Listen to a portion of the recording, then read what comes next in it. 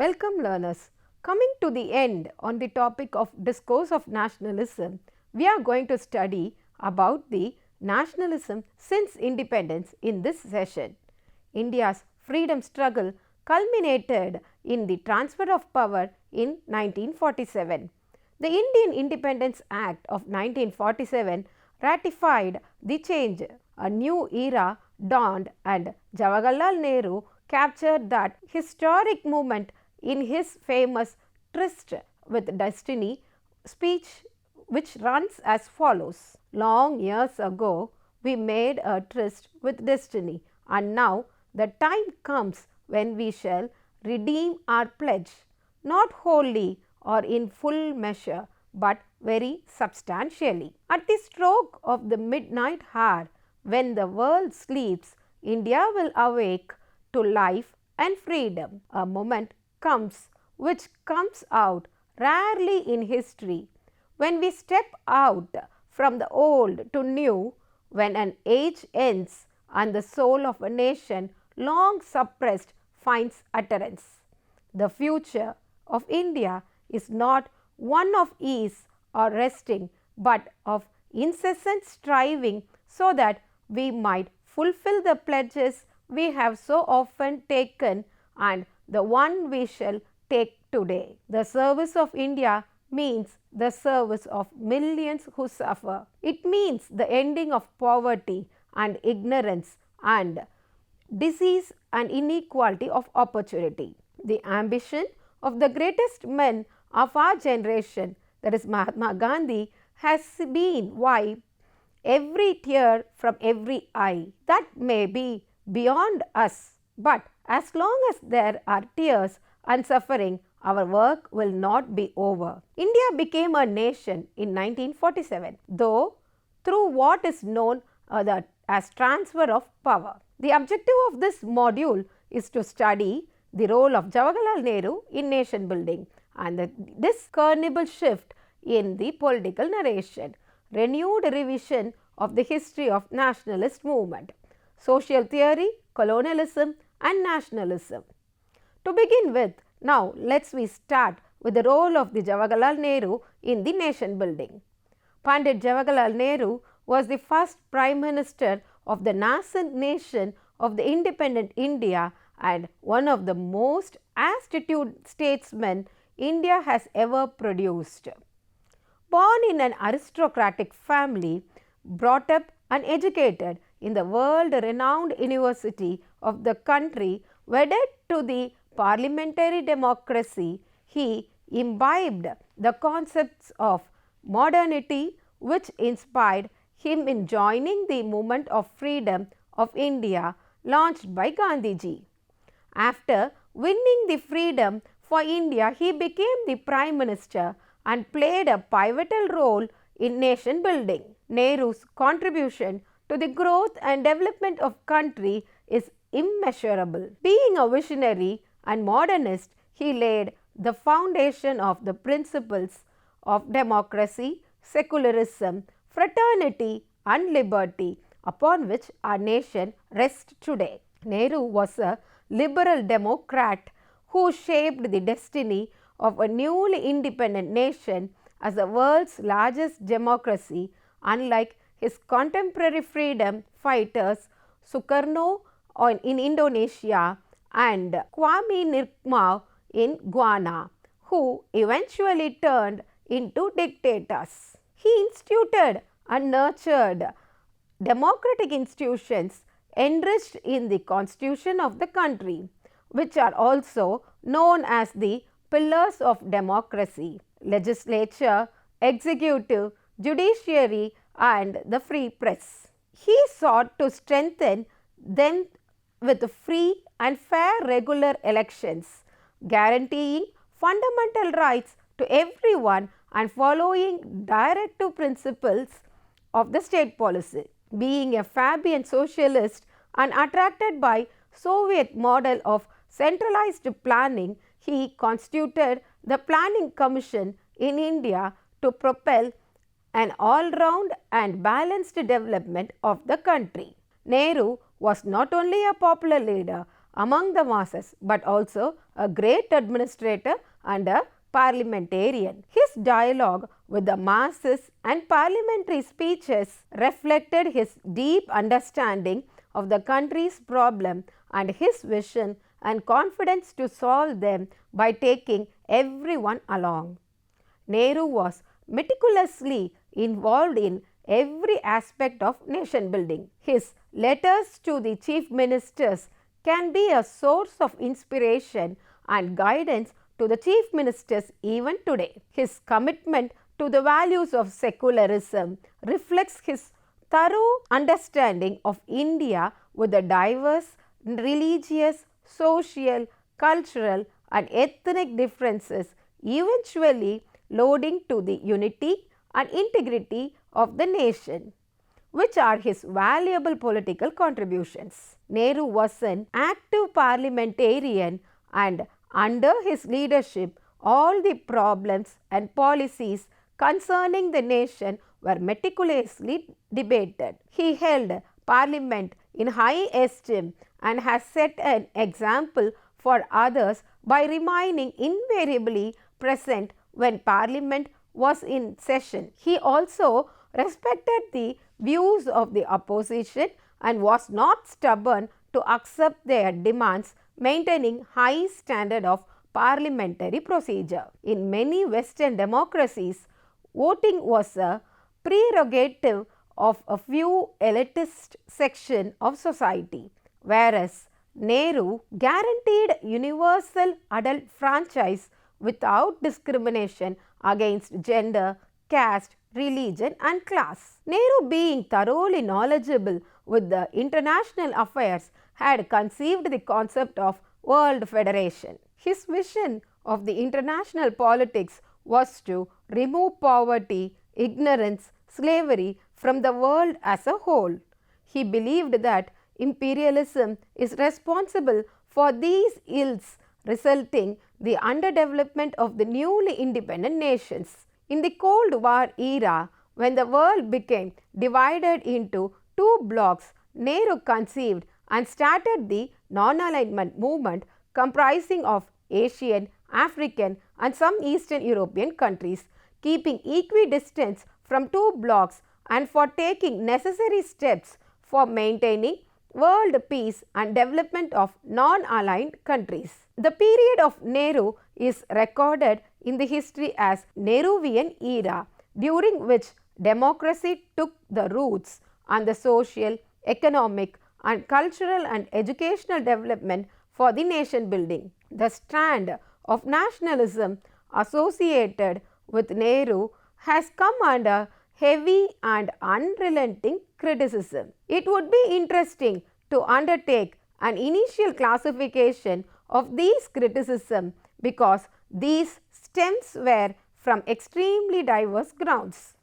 However, as a preliminary classification, we must also distinguish between the genuine articles of the pattern of thinking associated with Nehru and fraudulent extension of it that sought patronage and privilege in its name during Indira Gandhi's days is in undisputed power. Nehru's design was different from the fraudulent successor. His design consisted of a serious proposal for the construction of a European-style social democracy under economic conditions of extreme backwardness and political conditions prevailing in the aftermath of the nationalist mobilization. Two of its central theses has conceived a great deal of critical attention and need simply to be mentioned here. One, when nearly all others view of development of its time, it shared an excessively economistic conception of the idea of development, reducing all other elements in it to the status of corollaries. Ironically, it appears in retrospect that the relative success of its economic plans are in danger of being erased due to its negligence of cultural reproduction process. Number 2, another central weakness of this design which it partly shared with Soviet models of growth, stemmed from its tendency to rely too heavily on the instrumentality of the state and to suffocate non-state institutions of civil society by theoretically equating the principle of public good with the institutional form of the state control. It negligently disregarded the possibility of that state institutions could be effectively privatized in particularly hideous forms and became vehicle of private and sectional interest of the malignantly pre-bourgeois nature. This was particularly likely in India, given the great richness and variety of its long tradition of political tyranny of kinds. The privatization of the benefits of the state and institution, which was supposed to counteract the injustice of the market, generated its own even less accountable iniquities and additionally made criticism of it even more problematic because of the equation of its ravages with the operation of the principles of social justice. Whatever the weakness of the productive and distributive principle of the Nehru model, it was generally assumed that its cultural program was quite adequate for the historical task that the nation faced. The nationalism was given implicit acquiescence even by the left critics, as it was assumed that it provided a secular base for the Indian nation state. This can hardly be taken for granted and shall offer some critical arguments. It can be argued that there is a strong connection between an ideology and a way of creating a narrative of historical record, as these are the elements in reducing the threatening chaos of the world in which people live into the reassuring form of an order. In this again, one significant element is how its own history, its historical self-description is fitted into a large narrative of world history that it wishes to tell. As this history is essentially political in character, its attraction lies not in its constancy but in its ability to adapt its structure to the political requirements of the changing circumstances. This will become clear if Congress had said about itself during 3 stages of its career. In this, we compare the different stories that the actual course of the nationalist movement. Congress often faced strong competition from contending forms of nationalism. For example, terrorist nationalism, the communist or even Subhash Chandra Bose forward bloc.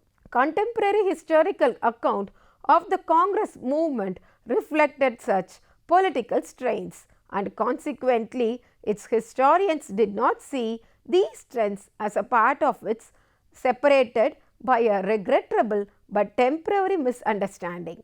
On the contrary, they often attempted to condemn these trends as anti-national simply because their construction of what nationalism was tended to be different from the Congress's discernible shift in political narration.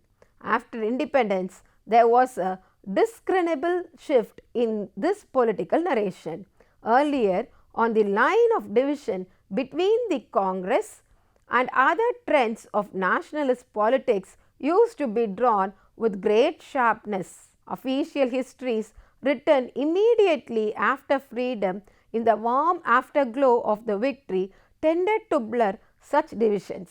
In the massive history by Tara Chand, for instance, a significant rewriting takes place. Anti-Congress trends are not distanced with aversion and mistrust, rather the allegiance that they enjoyed among dissenting groups is sought to be assimilated into the ideology of a triumphant Congress. A kind of retrospective generosity is extended to them in their new portrayal, and the sharp differences and controversies that actually erupted between them are played down. Nationalist discourse thus produced through its varying channels, school textbooks, official propaganda, the media, the ceremonies of remembrance, the symbolic sequence of holidays, a really composite pantheon of national leaders, not in an attempt to restore this phase of Indian history, its actual baffling diversity, but to appropriate them into a predominantly Congress past.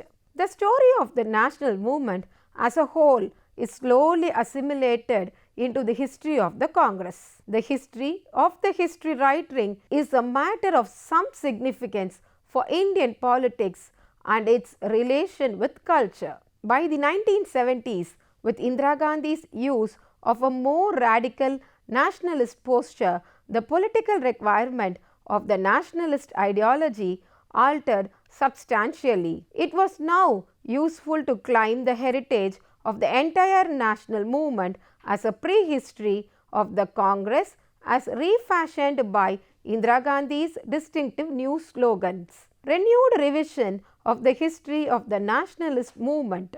Accordingly, there was renewed revision of the history of nationalist movement. The definition of the nationalism was narrowed down to fit a strictly Nehruvian vision of what Indian nationalism was, with a strong emphasis on secularism, socialism, the extension of the principles of liberal equality towards social democracy. There is no doubt, of course, that if it were open to choose our past, this is what we would like to choose. This is the sort of nationalism that many of us would have preferred.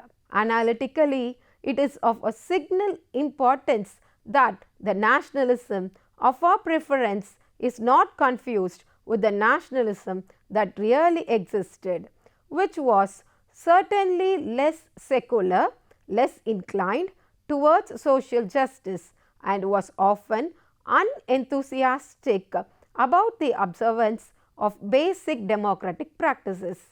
However, this was not a conflation that accidentally erupted in academic history at a particular point. Rather, its picture of the past chimed in perfectly with the temporary cadence of the Congress ideology under Indira Gandhi. It differentiated itself from other trends in nationalism in today's India and served several ideological purposes. Number one, it portrayed itself as a sole heir of the heritage of the national movement, and number two, it condemned other trends as either communal or conservative and therefore by definition anti-national. Number three, by claiming that Indian nationalism had fought for the realization of the principles that Indira Gandhi espoused, it sought to prevent its political opponents appealing to that fund of regard that an ordinary Indian had for his common nationalist historical legacy. It can be argued that the original narrative of history, though less simplistic and less interested, contained massive misinterpretations of India's cultural history. Acceptance of the paradigmatic European models of national formation revealed how crucial the cultural unification process was for a nation. Given this model, if in other words, this was regarded not as one type of nation formation, but its only possible and therefore universal form, it would appear embarrassing to admit that India was not a nation that was already formed culturally and merely waiting to be emancipated from the British rule. It was still more embracing to acknowledge that in strange and ironic ways, British rule created the preconditions for the nationalism by imposing systems of common suffering and common living under the colonial order. It was politically more uplifting for the nationalist leadership to assert that this nation of India was formed by cultural process which went back into immemorial antiquity. Nationalist ideology thus projected an exaggerated argument about India's composite culture, which was in nature of a hopeful abstraction rather than a belief supported by a detailed and serious inquiry into India's cultural past. This encouraged a massive pretense on the part of the national movement and later by the national state that the question of cultural construction of the nation was left behind in the past rather than lying still in the future. It made Indians believe that the imagining of the nation was an accomplished and irreversible fact. It did not have to be constantly presented unjustified. Anyone who did not take the Indian nation for granted must be in clandestine collusion with the forces opposed to India's national freedom. By encouraging this cultural default, the narrative of Indian nationalism spanned by adherents of Nehru's vision is partly to blame for the politico-cultural crisis that India's state order is facing today. Social theory, colonialism and nationalism. We are going to learn in brief about the social theory here. The colonialism and nationalism, each in its own way, placed the agenda of modernity firmly at the center of Indian politics.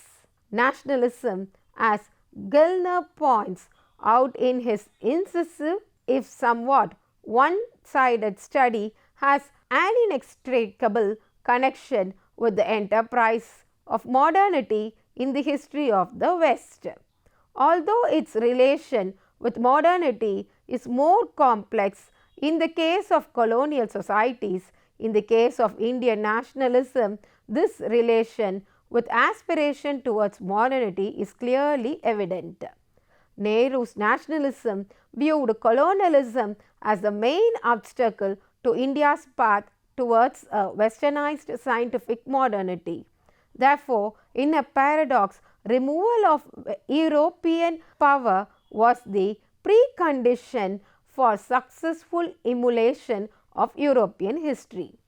This strand of nationalism prided itself on its theoretical self-awareness, the central characteristics of its theory being the celebration of modernity. Yet, on reflection, there was an immense difference between the way emergent modernity appeared to the most intelligent and perspicacious observers in Europe in the 19th century and the way it appeared to its distant worshippers after the lapse of a century. All major social theory in Europe emerged out of a cognitive struggle with the sense of bewilderment to face the modern history. Marx's theory of capitalism, de Tocqueville's of democracy and Weberian of secularism. Modernity to those who lived through its first phase seemed the most difficult word to understand and bring under social control. To the Asian modernist, modernity seemed attractive precisely because it posed no Hegelian riddle, it held no Rousseau's terror, nor did it require the massive Marxist intellectual enterprise of knowing history.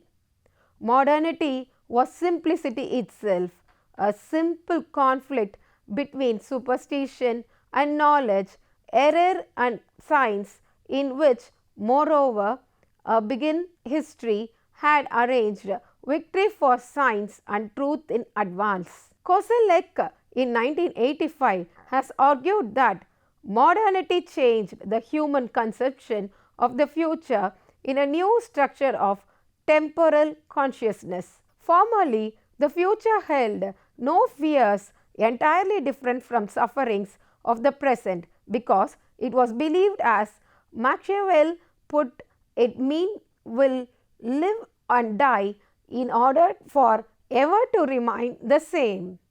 Modernity destroyed this assurance of continuity and faced human beings for the first time with a future of radical newness, which deeply troubled conservatives and delighted revolutionaries. As Arendt in 1970 work showed, the concept of revolution in its new linear sense was deeply connected with this novel concept of the future, coming to stand in a strange etymological reversal for exactly the opposite of what it literally denoted. History did not foreshadow the return of inevitable old patterns with minor variation, but the creation by human endeavor of unprecedented conditions of the states of the political freedom, justice and public happiness never conceived of before. It was not missed by some who observed the rise of this new politics of modernity that this new future contained equal dangers, unprecedented terror for which there were no precedents of either preparation or prevention. This new conception of the future altered the nature of the historical knowledge or its judicious use. History, in the old sense, became redundant at one stroke. Lines of events would not be the same. The future could not be understood by studying the past. A new kind of knowledge of history had to take its place. It was knowledge of process, not learning about events. Rational social theory was to take over the function of explanation from earlier historical scholarship. Most of these theorists believed that it was possible, despite unprecedented complexity, to live in history with a form of prospective rationality. Social theory was supposed to provide this indispensable implement of living rationally under conditions of modernity. But it could do so only by giving up the myth of reenactments. The future was uncertain but still not unmasterable. People must not expect the past to be replayed in the future. Modernity places the Indian in a similar historical position, yet the modernist reading of the historical placement is radically different. While the actual problem with modernity is its ever recurring unprecedentedness that is other people possesses. Modernity cannot entirely show the picture of our future. The modernists believe that its main attraction lies in the fact that it, in a manner of speaking, lets us in history secret through the European past. With the fading of this optimism, a new series of questions arises insistently. The specific ways in which capitalist production emerges in these societies, the peculiar twist of their democratic process. Is modernity ineluctable? Is it divisible? Can its inexorable logic be bent to the demand of the rational, critical, equitable control?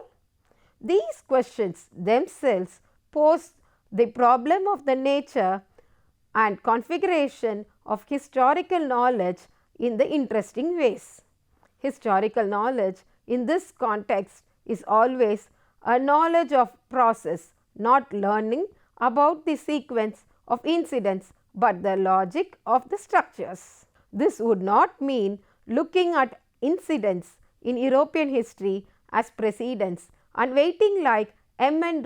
for the arrival of our French or Russian Revolution or Renaissance. This does not mean, on the other hand, giving up reading European history as chauvinist indigenism would advocate, for there is no other place to analyze the process of modernity except in the historical annals of the West, and the process happens through events.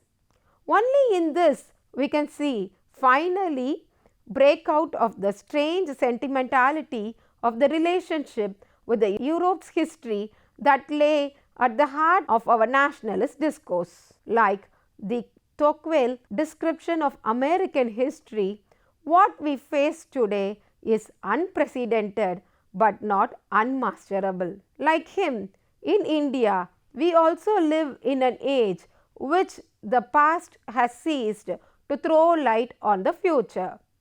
And we too face a new kind of undetermined time. To conclude this session, we have learned about role of Jawaharlal Nehru in nation building. Nehru, being the first Prime Minister of independent India, had varied vision to create nation. There were some criticism on his model and it is also discussed. The discernible shift in the political narration was also studied. Renewed revision of the history of the nationalist movement was dealt in detail. The discussion on social theory with concern of colonialism and nationalism was also learned from different perspectives. With this, the discourse on nationalism comes to an end, and the next unit will be about the subaltern critic. Thank you.